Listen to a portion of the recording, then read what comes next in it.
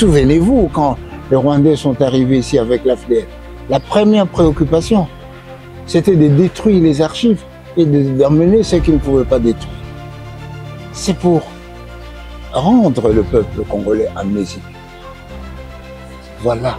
Mais lorsqu'il parle des questions de gouvernance, est-ce que... La cause profonde de la guerre, profonde, ce n'est pas la gouvernance. La cause profonde, c'est cette idéologie, cette philosophie politique de FPR qui voudrait étendre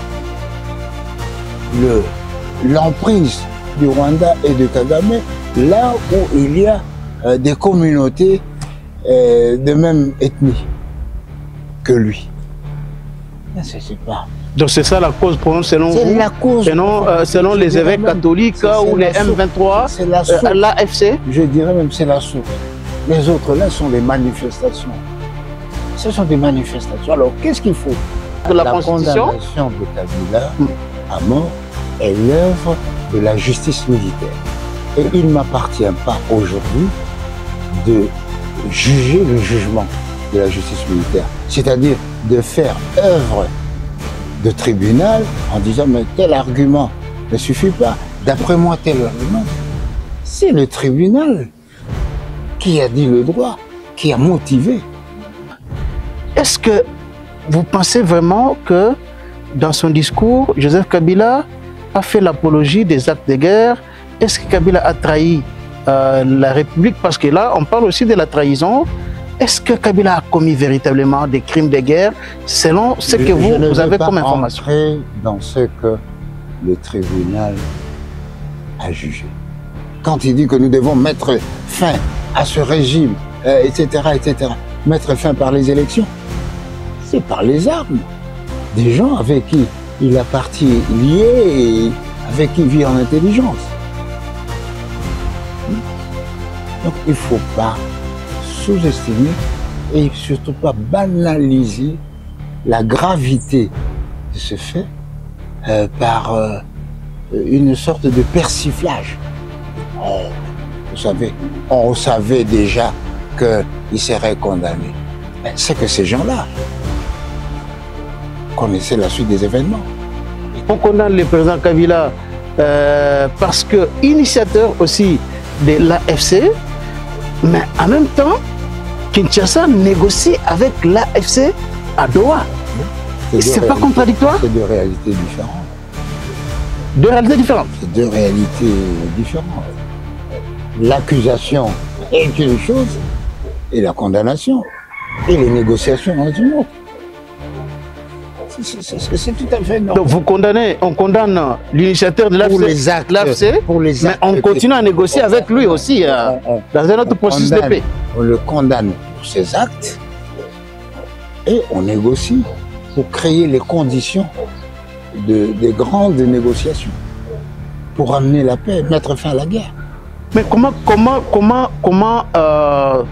retrouver les conditions de paix lorsqu'on condamne celui qui est censé être l'initiateur, le président du M23, l'autorité morale du M23? Chacun prend ses responsabilités. De l'AFC. Mais ce n'est pas la première fois que dans une négociation, on vous dit « nous ne voulons pas de tel ». Mais suivez en Israël. On dit que celui qui peut prendre la place de Abbas, c'est un prisonnier qui est en Israël. Israël, qu'est-ce qu'il a dit? Je refuse, c'est un terroriste. Eh bien, si le président Kabila est considéré comme responsable de ce qui est arrivé, on peut l'écarter en disant non, nous discutons avec des gens qui ont la même vision que nous, la même logique des choses. Voilà, merci beaucoup, très chers téléspectateurs. Nous sommes très contents de vous retrouver encore aujourd'hui dans le cadre de ce magazine, le débat congolais. Nous allons, au cours de cette émission, aborder un sujet extrêmement important. Il est intitulé « Condamnation à mort de Joseph Kabila, règlement politique ou état des droits en marche ». Comme vous le savez, Joseph Kabila a été condamné à mort. il est aussi condamné à payer 33 milliards de dollars, puisque le budget de la République démocratique du Congo, exercice 2025, voire même 2026.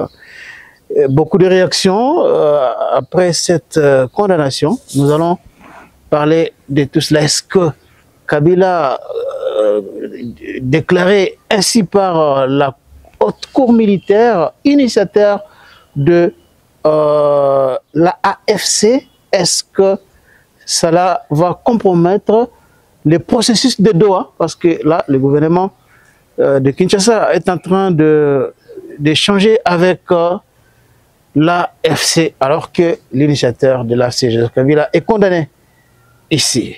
On va aussi placer un mot par rapport à ce deal du siècle tant attendu entre la République démocratique du Congo et les États-Unis.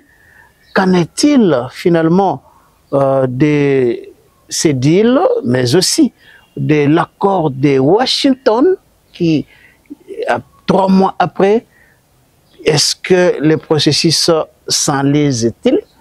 Nous allons parler de ça. Mais une autre question aussi qui sera abordée au cours de cette émission, c'est ce débat sur le niveau d'endettement de la République démocratique du Congo, 16 milliards de dollars, alors qu'il y a de cela 7 ans,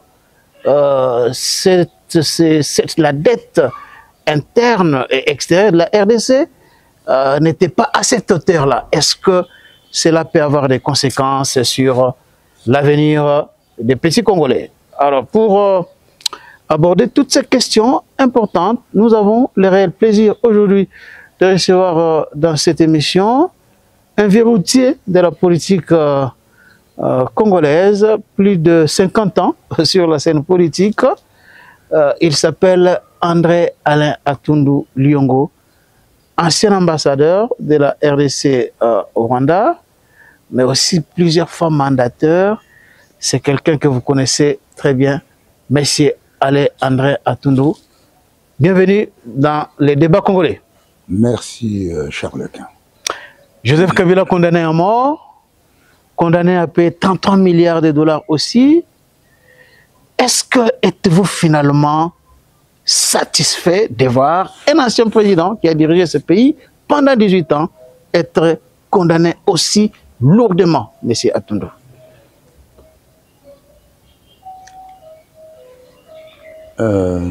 Joseph Kabila condamné à mort, condamné à payer les dommages d'intérêt à la République. La haute cour militaire a dit le droit, et donc je n'ai aucune prétention à juger son jugement. Comme disent les catholiques, Roma locuta causa finita. Dès lors que le tribunal a rendu un jugement, à moins qu'il y ait d'autres voies de recours, eh bien la cause est entendue et doit être exécutée comme telle. Donc, je ne peux pas juger le jugement. Mais par contre, nous pouvons pérorer sur l'affaire. L'affaire Kabila. C'est toute une ambiance, l'affaire Kabila. Créée à partir de sa tribune jusqu'à son passage dans l'Est de la République, dans la partie occupée par... Tribune qui a été publiée dans un quotidien sud-africain. Hein? Je suppose que... Ouais, c'est cela. Et donc, ça a suscité une certaine ambiance, j'allais dire presque électrique, dans le pays. Tant le personnage est une personnalité politique de premier plan dans notre pays. Alors, ce jugement, cette sentence, a envoyé des signaux quand même rassurants. Des signaux rassurants? La condamnation de Kabila a envoyé des signaux rassurants? S'il vous plaît. Je suis en train de développer vis-à-vis de l'opinion. Quel est ce signal? un, personne n'est au-dessus de la loi. 2, on a beau être ancien président de la République, on peut être jugé et on doit être jugé si tant est que vous avez marché contre les lois de la République et la Constitution. Alors, l'impression ici que cela donne, c'est que le Congo, en agissant ainsi, est une exception universelle et historique. Je vais vous rappeler, M. Pétain, le maréchal, l'ancien chef de l'État français, sous occupation, a été condamné. Maréchal Pétain. Pour comportement indigne de la fonction et de son statut. Le président Lula a été condamné à purger sa peine au Brésil. Le président Chirac a été condamné. Le président Sarkozy vient d'être condamné. Le président Fujimori du Pérou, l'ex-président qui est mort, il avait été condamné. Il s'était exilé au Japon et puis il est revenu. Le tribunal l'a condamné. Et dernièrement encore, je crois, c'est l'ancien président Eva Morales qui a été condamné. Donc, c'est un fait juridique normal, et même judiciaire normal. La condamnation d'une personne, quelle que soit la dimension de sa personnalité. Tout à fait normal. Donc, aujourd'hui, les Congolais savent que, quelles que soient vos relations, mais si vous êtes pris en flagrant délit, eh bien le tribunal va dire le droit en ce qui vous concerne. Alors, la réaction, il y a plusieurs réactions, mais je vais prendre les réactions de ces inconditionnels. Les inconditionnels de la cause du Kabila. Eh bien, c'est un procès bidon, c'est un procès politique,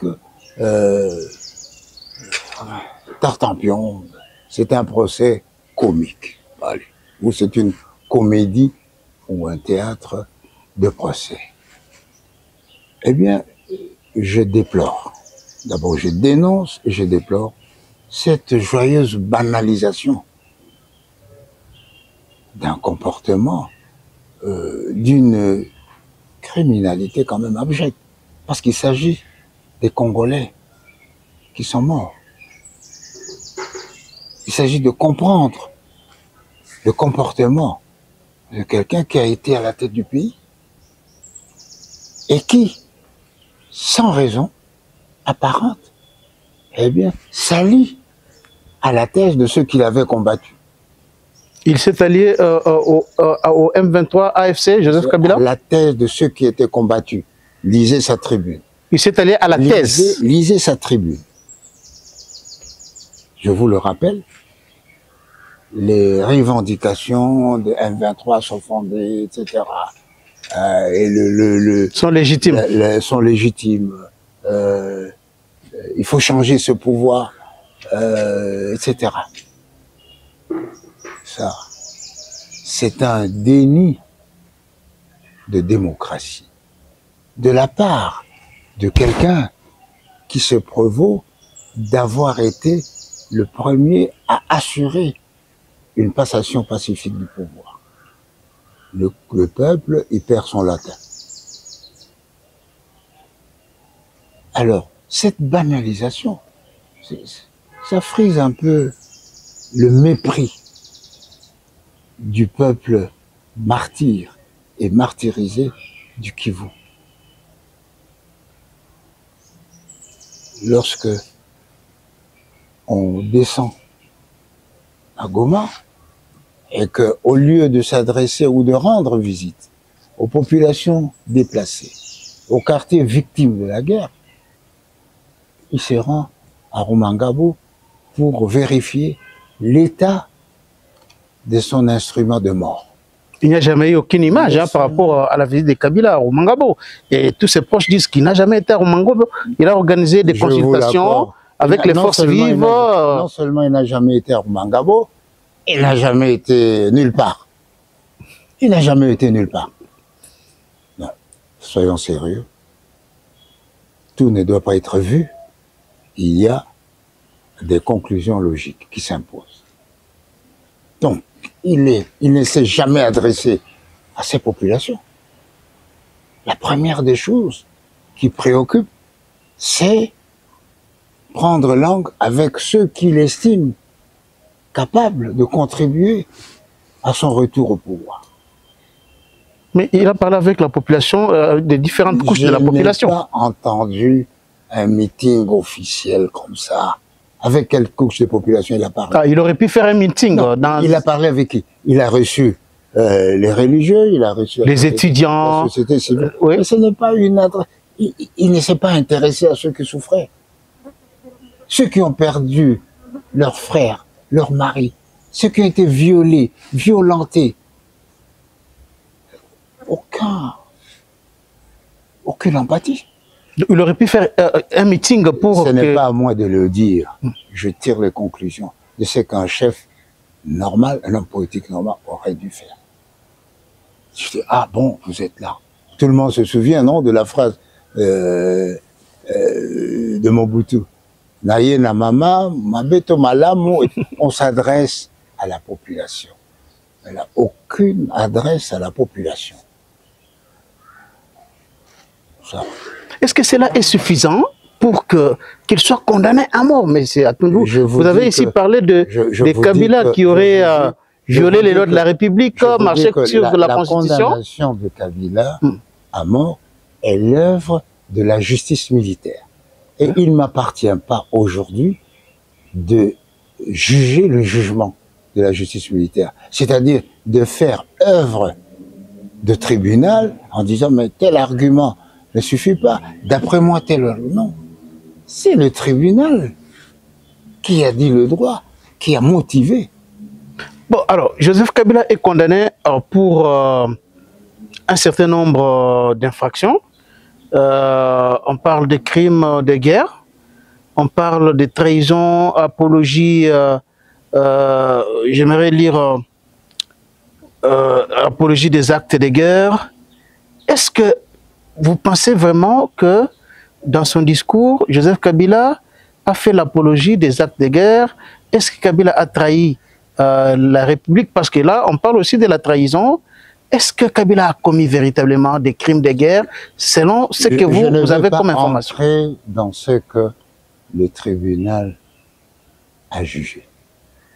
Mais par contre, l'opinion s'interroge sur le comportement indigne d'un ancien chef d'État, par ailleurs sénateur à vie, de porter ainsi les armes contre son pays. Il a porté les armes contre la République. Porter ainsi les armes contre son pays. D'inciter la population à ne pas respecter la procédure électorale pour changer de chef d'État. Ça, c'est... Il a fait comment? En faisant quoi? L'indignité pour une personnalité, ça peut entraîner la déchéance de la nationalité. Souvenez-vous que les Français radicalisés qui s'étaient rendus en Syrie dans des camps des djihadistes, certains ont perdu leur nationalité pour indignité aux idéaux de liberté, de fraternité de la République française. Et bien ici, le peuple ne comprend pas ce comportement indigne, ne comprend pas cette indifférence à son malheur, ne comprend pas la priorité donnée d'abord à reprendre le pouvoir par rapport aux autres problèmes. Kabila a annoncé qu'il va reprendre le pouvoir. Vous me donnez l'impression que vous ne suivez pas l'actualité. Je vous pose la question. Suivez l'actualité et vous verrez qu'il en est ainsi. Suivez l'actualité. Pas par la voie des urnes en 2028, mais par d'autres mécanismes. Lisez cette tribune. Lisez. Quand il dit que nous devons mettre fin à ce régime, etc., etc., mettre fin par les élections, c'est par les armes. Des gens avec qui il a parti lié et avec qui il vit en intelligence.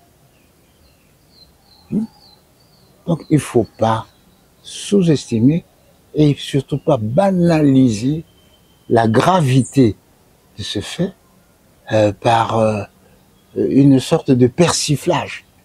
Oh, vous savez, on savait déjà qu'il serait condamné. Mais c'est que ces gens-là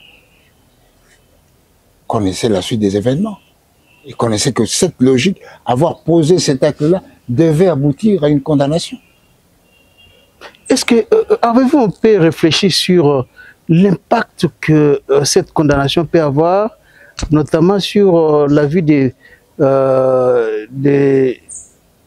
anciens présidents de la RDC dans l'avenir, ou même sur beaucoup de pays africains, parce que l'alternance pacifique intervenue dans notre pays en 2018 a été vraiment un très bon exemple en Afrique. Oui. Aujourd'hui, ce comportement est d'autant plus scandaleux. Parce que ça a été un bon exemple. Mais pourquoi il n'a pas eu cette patience? La patience que Kasavubu a eue. Ou l'attitude digne que Kasavubu a eue. Kasavubu. Défenestré par Mobutu. Il s'est retiré des affaires. Mobutu a eu... Mais il a été relégué au Bas-Congo, hein? Oui, bien sûr. Ça, ce sont les détails de l'histoire. Mais Mobutu a été limogé par la FDL. Il s'est retiré au Maroc. Mais lui, il a passé démocratiquement le pouvoir. Mais pourquoi ne pas attendre au moins la fin du mandat pour mener une bataille démocratique? Pourquoi cette fringale du pouvoir immédiatement, ici et maintenant? Alors, M. Atundu, le FCC a réagi par rapport à cette condamnation.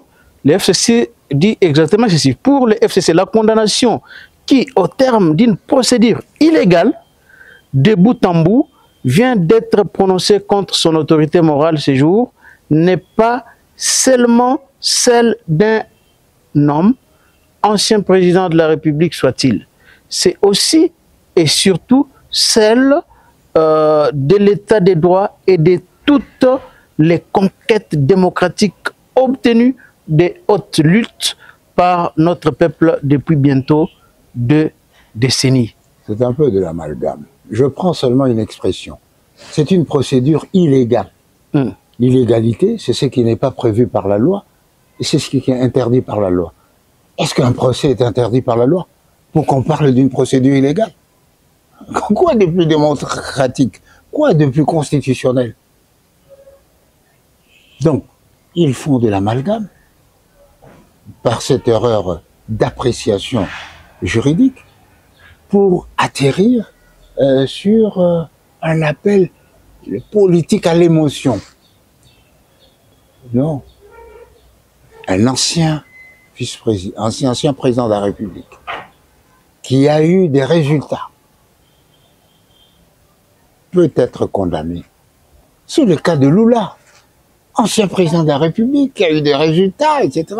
Eh bien, on l'a condamné. Aujourd'hui, Bolsonaro, c'est la même chose au Brésil. Donc, ce sont de faire un mythe protecteur et antidémocratique, même anticonstitutionnel, vis-à-vis d'un ancien président de la République. Quel exemple donne-t-il à l'histoire? Si demain, il y a une passation de pouvoir dite démocratique, oh, mais c'est toujours comme ça, ils font du cinéma. Non. C'est plus la banalisation de cette procédure légale et constitutionnelle qui donne l'impression que nous jouons du théâtre. Le pays ne joue pas du théâtre. C'est une institution légale qui dit le droit. Mais Chatoundou, d'aucuns parlent d'un procès politique, d'une erreur judiciaire. Il se base sur le fait que le président Tshisekedi avait annoncé le déboulonnement du FCC et aujourd'hui, il a atterri sur l'élimination politique de Joseph Kabila, certains diraient même physique, parce que condamné à mort, M. Atoundou. Est-ce que ce n'est pas la suite logique lorsque le président avait parlé de déboulonnement et lui-même est revenu pour dire la FCC Kabila et aujourd'hui la haute cour a dit que Kabila est l'un des initiateurs de l'AFC, qu'il a recruté même certains membres de l'AFC. Est-ce que y a-t-il pas lien entre les discours du président de la République et cet arrêt rendu par la haute cour militaire condamnant Kabila à mort? On voit le paysage du monde avec les lunettes qu'on porte. Si c'est bleu, le monde est bleu. Si c'est rouge, le monde est rouge. Mais la réalité, c'est quoi? Qu'a dit exactement le président Tshisekedi? Je vais déboulonner le système. C'est le système, c'est pas l'individu. Alors, en entreprenant ce déboulonnage, eh bien, il y a des individus qui apparaissent. Lorsque vous faites partie du système, il est normal qu'on puisse vous mettre hors d'état de nuire. Parce que ce système a été à la base de beaucoup de nos malheurs. Voilà. Il ne s'agit pas de viser un individu. On a visé un système et les principaux acteurs de ce système se sont révélés plus chaque fois qu'on éventait disons, une tactique, eh bien, ils se sentaient visés, etc. Et ils sont sortis. Voilà la simple réalité des choses. Il faut comprendre que le PPRD, les partisans du M23, les partisans de Kabila, le président Kabila, ils se battent pour leur survie. C'est normal. Comme Tshisekedi se bat pour le régime démocratique dans notre pays. C'est un combat d'idéal. Nous avons déjà beaucoup souffert pour aboutir à cette alternance, pour que, à la moindre insatisfaction, on puisse remettre en cause l'acquis commun. C'est ça. Au-delà des faits, il faut réfléchir. Il faut réfléchir sur le sens, la signification des actes que nous posons. Le sens. La signification, c'est-à-dire que moi je suis au-dessus de la loi. Puisque je m'appelle Kabila peut-être. Mais le sens, c'est que je vais vers la dictature à partir du moment où je prends le pouvoir par la force. Eh bien, je dois exercer un leadership messianique. Ça, c'est dramatique. Alors, M. Atoundou, l'initiateur, le créateur de l'AFC, Joseph Kabila, condamné, la Cour a même dit que Kabila était à la base de la création de tous les mouvements rebelles que l'on a connus depuis plus de 20 ans. Depuis 2003 jusqu'à l'AFC, c'est Kabila qui est à la base de la création de tous ces mouvements-là. Est-ce que, n'est-ce pas là des affirmations extrêmement graves, M. Atoundou, que Kabila, qui était président de la République, était à la base de la création de tous ces mouvements-là qui combattaient son pouvoir? C'est une affirmation importante qui repose sur des faits graves. Et je vous dis que je ne veux pas faire l'œuvre du tribunal en pesant ceci, ça vaut ça, ceci, ça vaut cela, donc ça vaut... Non, le tribunal a dit la loi. Et comme disait l'autre, Duralex, sed lex. La loi est dure, mais il faut le faire, il faut le subir. Mais vous, en tant qu'acteur politique, pensez-vous que c'est... Moi, en tant qu'acteur politique d'expérience, Oui. je comprends. Parce que moi, j'étais condamné pour des choses que je n'avais pas commises. J'ai accepté de passer un séjour de 3 mois et demi en prison, sans pour autant que je prenne les armes. Si c'est une erreur judiciaire, on ne le redresse pas avec les armes. Vous connaissez l'erreur judiciaire de l'officier français d'origine juive. L'erreur a duré plusieurs décennies, presque. Et à la fin, on l'a réhabilité. Et vous pensez que c'est une erreur judiciaire, ce qui est arrivé? C'est vous qui avez dit qu'il s'agit d'une erreur judiciaire. Moi, je n'ai pas parlé d'erreur judiciaire. Oui, c'est vous qui dites que c'est une erreur judiciaire. Aubin Minakou a parlé aussi de ça, hein, erreur judiciaire, procès politique. Ouais. Excusez-moi, le président Aubin Minakou, c'est un professeur d'université, mais n'est pas une référence universelle du savoir. Vous savez que le droit, et surtout un jugement, tient compte des faits, des dispositions de droit, des dispositions judiciaires et de la conviction intime du juge au regard de tout cela. Et donc, si l'honorable Aubin n'a pas les mêmes éléments d'appréciation ou n'a pas la même appréciation sur les éléments, il est normal qu'il ait un point de vue différent, mais son point de vue ne peut en aucun cas s'imposer. Lui qui a dirigé le Parlement, il connaît la valeur des prérogatives des institutions. C'est ça qui assure le fonctionnement harmonieux. Si chaque fois que quelqu'un n'était pas satisfait d'un jugement, eh bien il prenait les armes, nous serions un pays anarchique. Alors, on condamne, est-ce que trouvez-vous un peu ces paradoxes? On condamne le président Kabila parce que initiateur aussi de l'AFC, mais en même temps, Kinshasa négocie avec l'AFC à Doha. Oui. C'est pas contradictoire? C'est deux réalités différentes. Deux réalités différentes? C'est deux réalités différentes. L'accusation est une chose et la condamnation et les négociations en est une autre.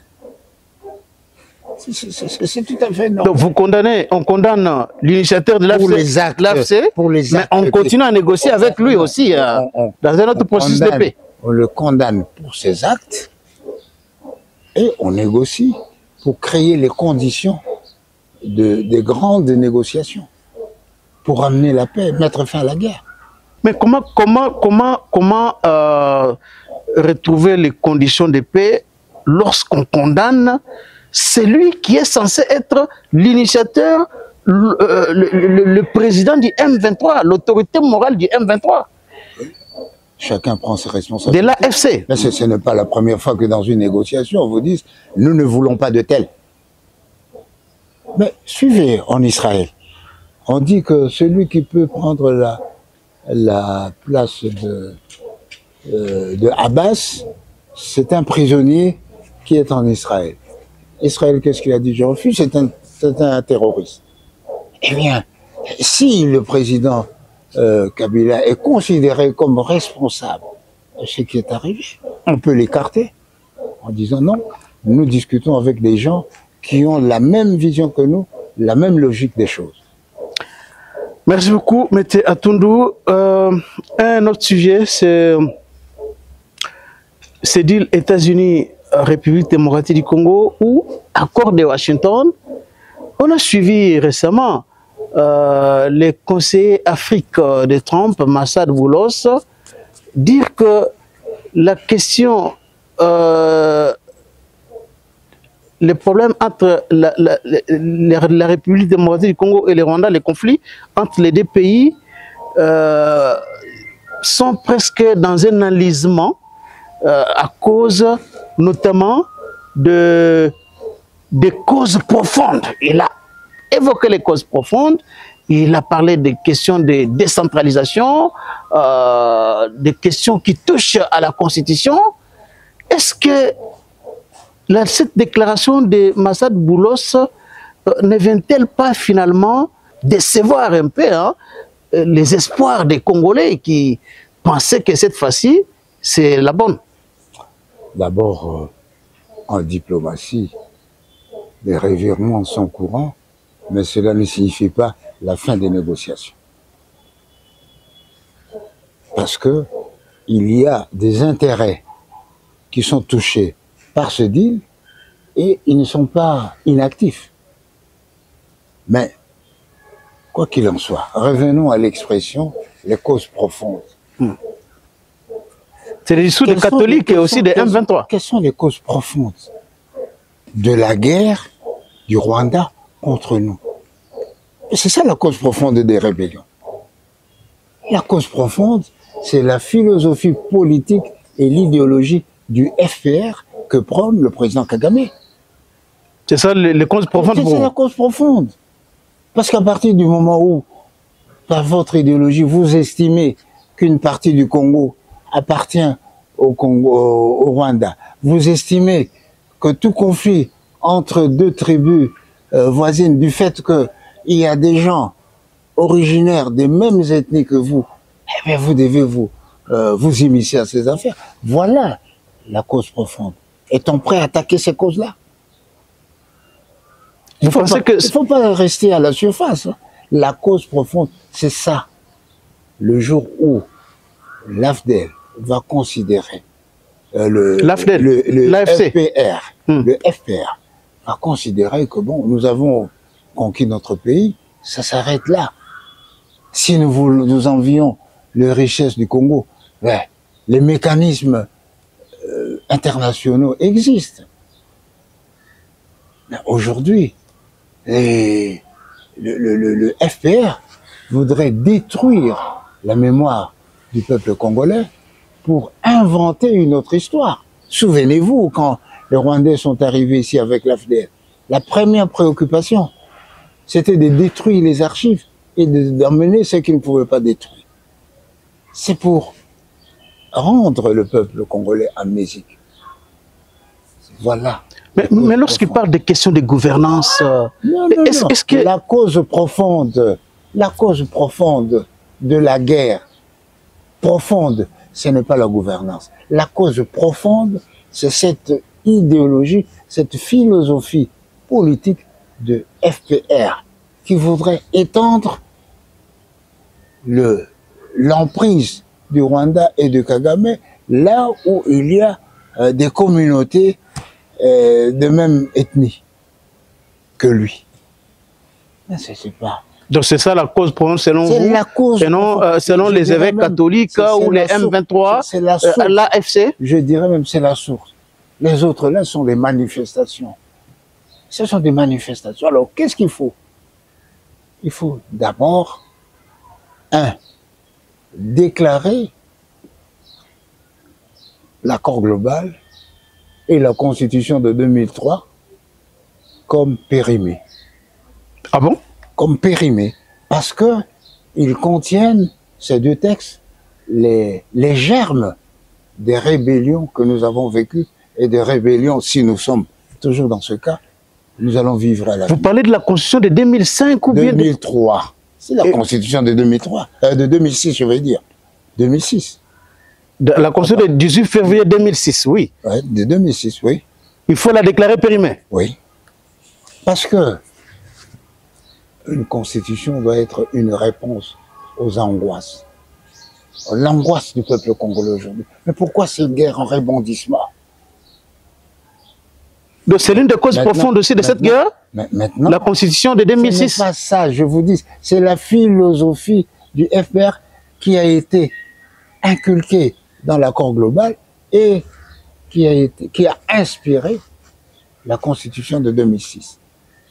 Aujourd'hui, lorsqu'on voit les acteurs et tout ça, on dit, mais étions-nous donc victimes d'une conspiration du silence? Mais alors, lorsque Massad Boulos parle à la fois de la question de gouvernance, la question de décentralisation, de la constitution, et qu'on entend par la suite l'AFC parler aussi de la constitution, parce que l'AFC veut un État fédéral. Est-ce que cela veut dire que Boulos a épousé le point de vue du M23, AFC du Rwanda? Je ne le prends pas comme cela. Si vous voulez, il appartient à celui qui défend son point de vue d'user de tous les moyens. Et l'AFP, le M23, le Rwanda, Kabila, ils ont usé des moyens importants de lobbying. C'est à nous de ne pas nous incliner devant cette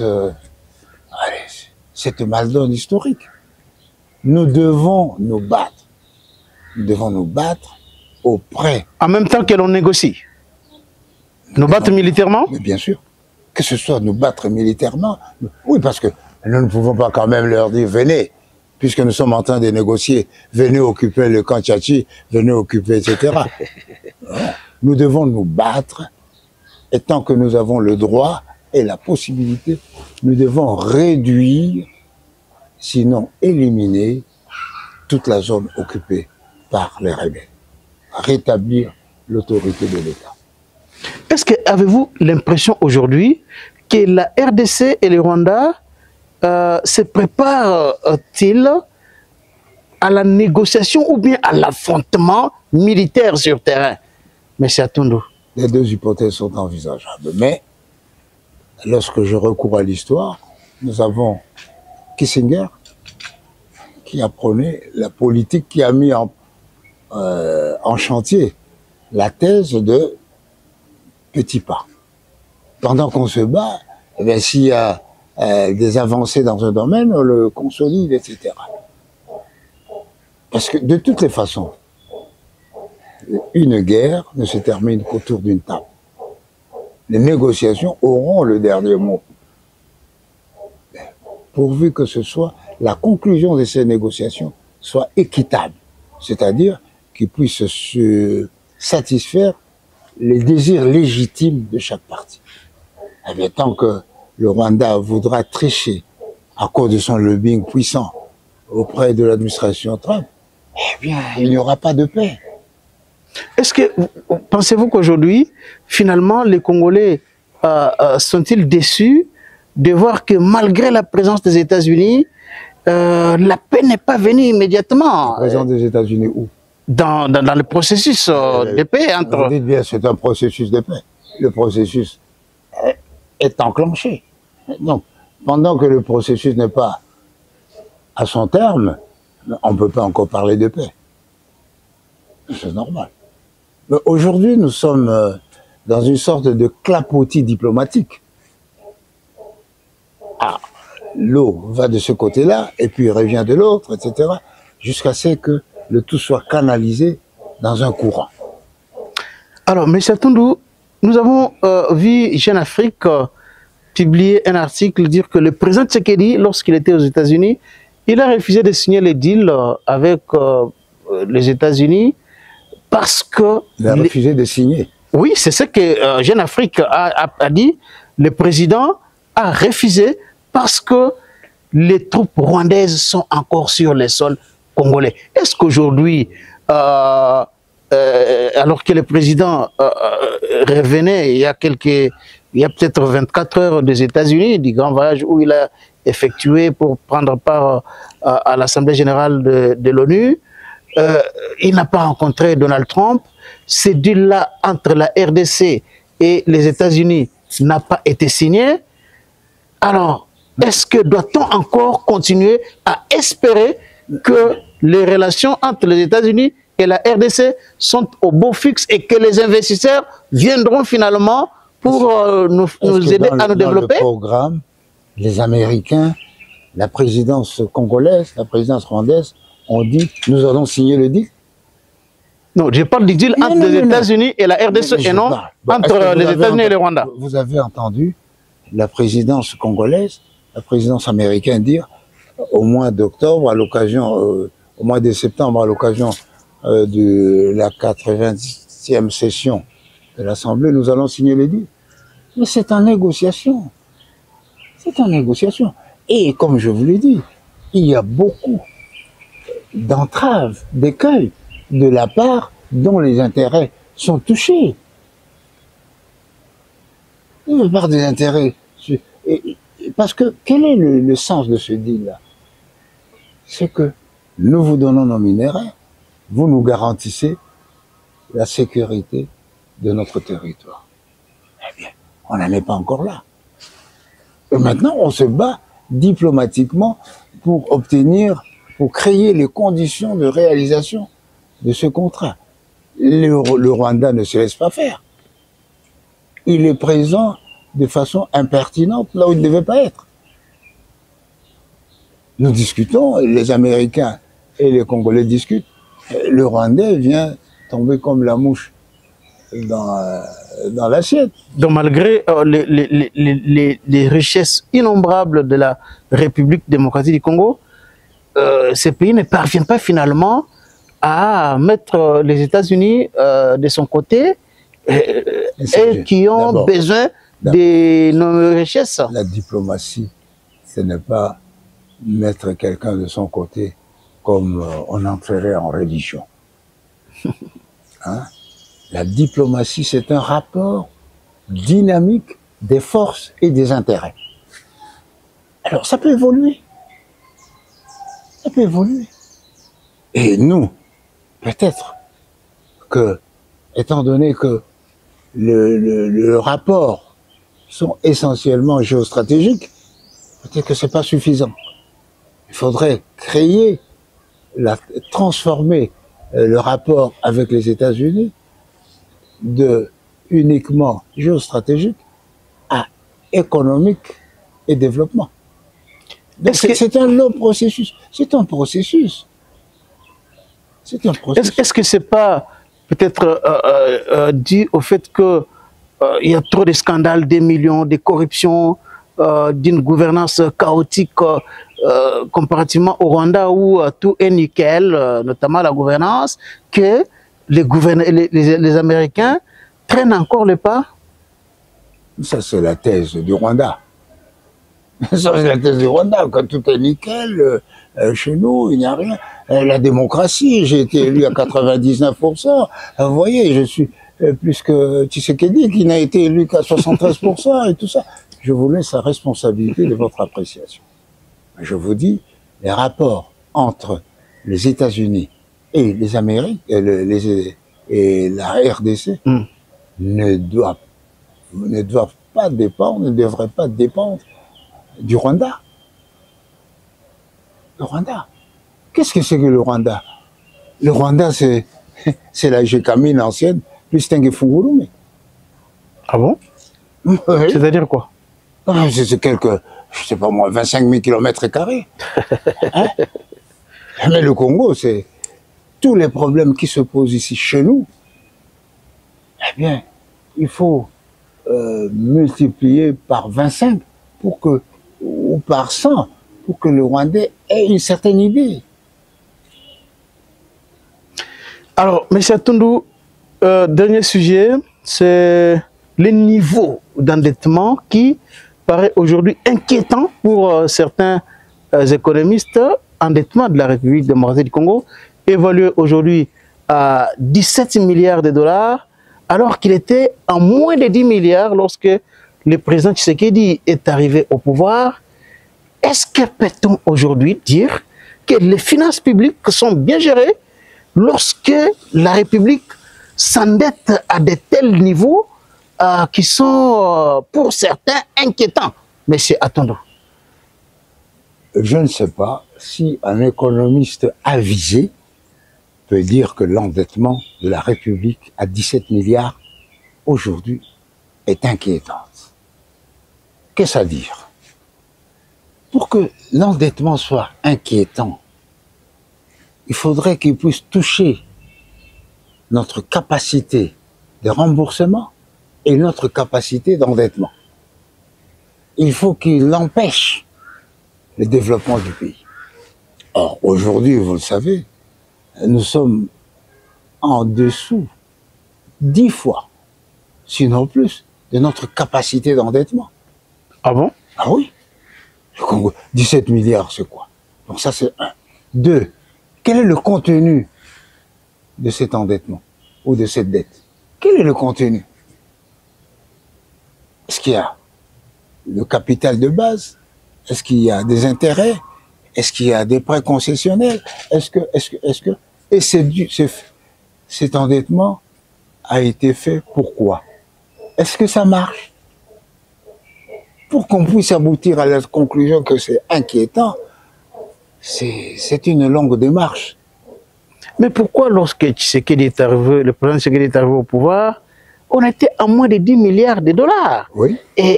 Ben c'est parce que le pays a besoin de développement. Le pays a besoin de développement. Aujourd'hui, nous sommes allés aux États-Unis nous proposer la vente de notre minerai.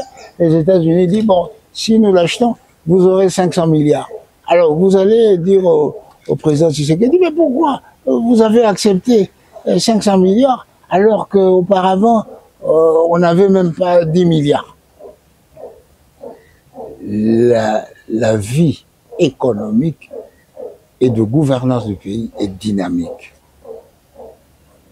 L'endettement n'est pas un handicap de développement. La France a 3 000 milliards de dettes.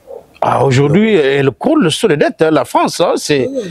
Les États-Unis ont des 1000 milliards. La France est surendettée. Est-ce que la France est surendettée?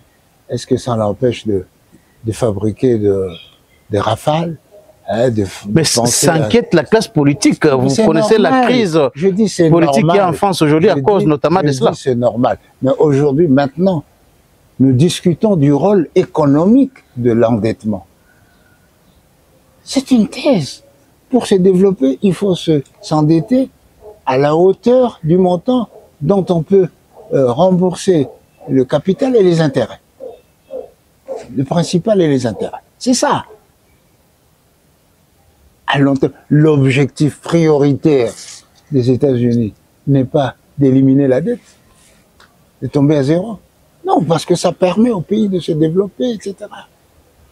Mais vous savez que la RDC avait atteint le point d'initiative, le point d'achèvement de l'initiative PPT en 2010. Oui. C'était pour qu'on arrive à l'effacement de la dette que la RDC avait, et cela avait beaucoup pesé sur le développement, parce que 2 millions de dollars étaient payés chaque mois à la banque, au FMI, hein, aux institutions de Bretton Woods. Est-ce que vous ne voyez pas que nous risquons encore de revenir à ce niveau-là d'endettement avec le régime Tshisekedi? C'est que vous ne connaissez pas les mécanismes de développement et de coopération dans les relations internationales. L'endettement, le Fonds monétaire, la Banque mondiale, c'est pourquoi? C'est pour donner de l'argent aux gens qui peuvent l'utiliser et le rembourser. Le point d'achèvement, c'est une mesure de faveur donnée en prime. Nous n'avons pas éliminé ces dettes. C'est eux qui ont décidé d'éliminer. Donc, on a rempli une conditionnalité, mais on n'a pas rempli la condition de l'effacement de la dette que nous avions. Hein? Donc, faut pas... Ce pays n'a pas son avenir bouché. Donc aujourd'hui, on peut aller jusqu'à 30, 40 milliards de dettes, il n'y a pas de problème. Lorsque un pays comme les États-Unis vous dit, si vous nous donnez les minéraux, nous vous donnons 500 milliards pendant 15 ans. Ce n'est pas une perspective heureuse. Mais là, ce n'est pas un endettement. Hein? Mais c'est ça que je vous dis. C'est-à-dire que si nous avons 500 milliards, par exemple, et que nous avons une dette de 13 milliards, qu'est-ce que ça nous coûte d'enlever même 20 milliards et de donner ça à la dette? C'est ça, c'est pourquoi je vous dis, l'endettement n'a pas fermé les perspectives d'avenir de notre République. Le Congo reste encore et toujours une terre d'avenir, pour emprunter l'expression de notre héros national. Merci beaucoup, M. André Alain Atundu, M. l'ambassadeur. Nous sommes à la fin de cette émission. Quel est votre mot de la fin? Le peuple congolais ne doit pas être distrait. Aucune guerre, aucun développement, aucune guerre ne peut connaître la victoire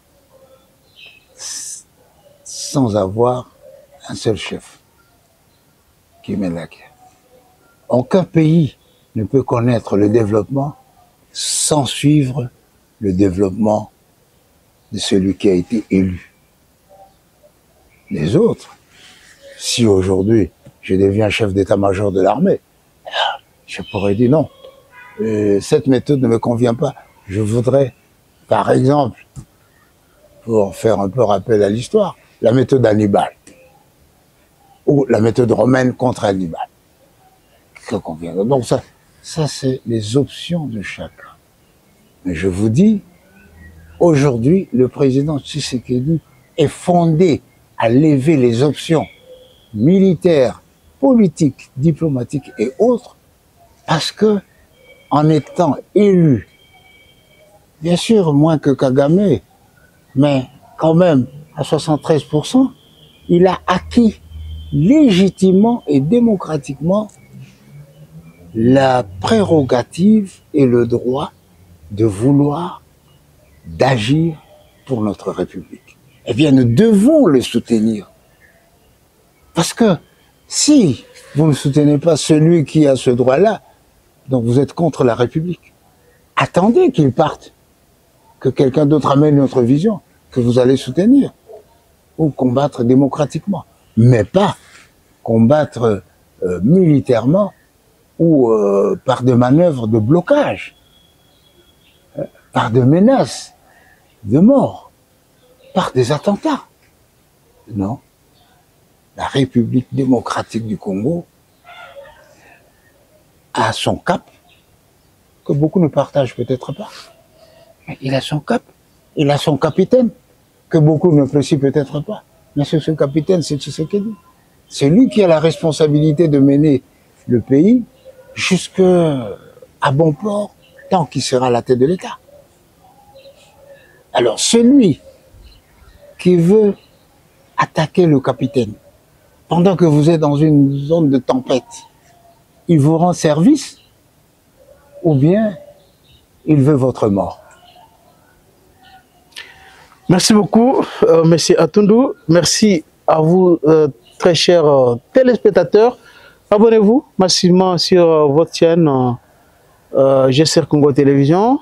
Nous allons nous retrouver très prochainement dans un autre numéro de votre magazine, Les Débats Congolais.